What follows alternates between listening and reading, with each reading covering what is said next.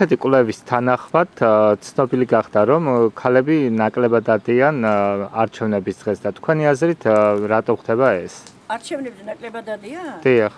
არა მგონი. იშვიათად გვიძახია, დედა, იშვიათად. ახლა ჩვენ პაზარ ხაშენ შეცვლილი ხალხი ვართ. არა, ქალებიც როგორ არ დადიან არჩევნებზე? მეტი დადიან ქალებიც არჩევნებზე. არჩევნებზე არ დადიხარ? არჩევნებზე კი ვიყავით, მაგრამ ახლა როგორც ასეთი კრება რომ იქნება და თავყრილობა არ გვიძახია. თქვენ რას ფიქრობთ? ყველაფერი კარგად იქნება, დედა, რაც შეიძლება.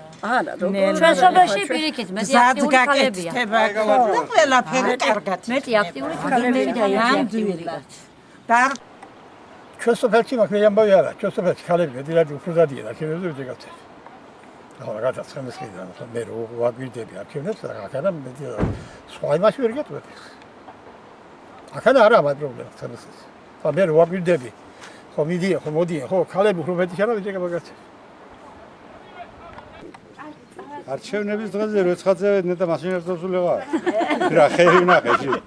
ასე რო გითხარით რომ ისე იგი თავისთავად თვითონ მისი საქმეა და მან უნდა იქნა მე ახლა ხარ თუ დამაყენები მან იმ პროსად რომ ისე იგი მე გავაფრთხილო ხალხი ეს ყველა საკითხია მაგრამ მე ახლა არ შევკითხი ვარ მაგათ რა ვთქვა აბაბეთი მე 80 წლის კალი ვარ დაბნეული ვარ ნაირად არჩევა ოჯახში არავინ და ახლა დავდივართ ყველა დავდივართ